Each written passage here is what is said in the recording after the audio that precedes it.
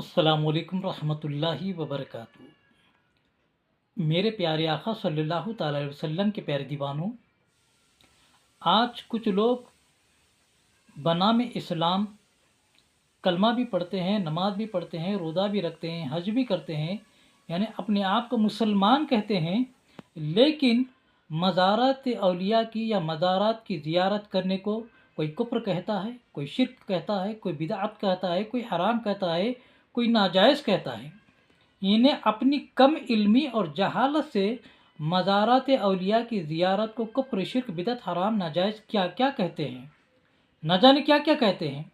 लेकिन मेरे प्यारे आका सल्लल्लाहु अलैहि वसल्लम के प्यारे दीवानों, अहले इल्म जानते हैं, उलमा फरमाते हैं, जब अल्लाह के रसूल सल्लल्लाहु अलैहि वसल्लम ने पहले क़ब्रों की ज़ियारत से मना किया था, लेकिन बाद में आपने फरमाया कि मैं अब तुम्हें क़ब्रों की इजाज़त देता हूँ ज़ियारत की, क्योंकि इससे मौत की याद ताज़ा होती है, आखिरत की याद आती है। और एक बात यह है कि अल्लाह के रसूल सल्लल्लाहु अलैहि वसल्लम अपनी ज़ाहिरी हयात मुबारका में अपनी वालिदा मोहतरमा बीबी आमिना रज़ियल्लाहु ताला अन्हा की मज़ार की ज़ियारत को जाते थे। मक्का और मदीना के दरमियान 500 किलोमीटर का फासला उलमा इरशाद फरमाते हैं, तो दरमियान में आपकी वालिदा मोहतरमा बीबी आमिना रज़ियल्लाहु ताला की मज़ार मुबारका है। यानी अल्लाह के रसूल सल्लल्लाहु अलैहि वसल्लम 250 किलोमीटर का फासला तय करके अपनी वालिदा मोहतरमा की ख़बर की ज़ियारत को जाते थे।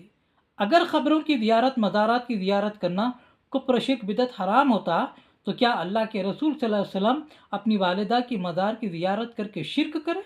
क्या शिर्क करने जाते थे? नहीं, शिर्क नहीं, बल्कि अपनी वालिदा मोहतरमा की क़ब्र की ज़ियारत करते थे, क्योंकि वह जायज़ है। इसी तरह अल्लाह के रसूल इरशाद फरमाते हैं कि जिसने मेरे रोज़े की यानी मेरे बाद विसाल के मेरे मज़ार की ज़ियारत की, ये ऐसा है जैसे उसने मुझसे ज़िंदगी में मुलाकात की। और अल्लाह के रसूल ये भी एक मुस्तह जा फिजा सुनाते हैं अपनी उम्मतियों के लिए कि जो कोई मेरे मज़ार की ज़ियारत करेगा उसके लिए मेरी शिफात हलाल है, यानी मैं उसके लिए शिफात करूँगा।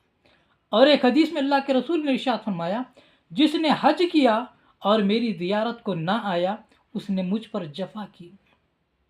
तो यहाँ तो अल्लाह के रसूल सल्लल्लाहु अलैहि वसल्लम अपने रोज़े अक़दस की, अपनी मज़ार मुबारक की ज़ियारत पर शिफात का मुद्दा जा फिजा सुना रहे हैं, बख्शिश का, मग़फ़िरत का परवाना दे रहे हैं। अगर मज़ारात की ज़ियारत करना शिर्क होता, तो क्या अल्लाह के रसूल सल्लल्लाहु अलैहि वसल्लम अपनी मज़ार मुबारक पर उम्मतियों को बुलाकर शिर्क की दावत दे रहे? नहीं।